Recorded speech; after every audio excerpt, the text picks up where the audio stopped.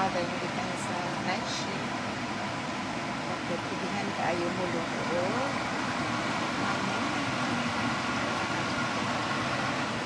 Kali ka dito ka siya luto.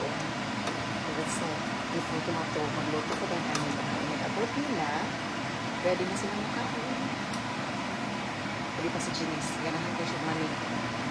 So, before, kasi hindi na siya upalit sa kasada na may undahan. Pag pinaka-bag, pack before tag-dose, eventually yung tag-tres.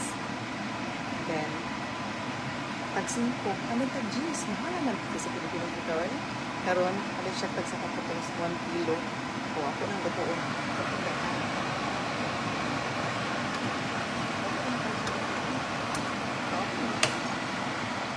Tawin na lang ako dito.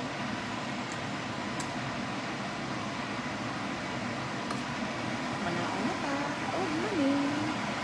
Ito kami, fried peanuts. Pwede ko siya roasted. Fried peanuts.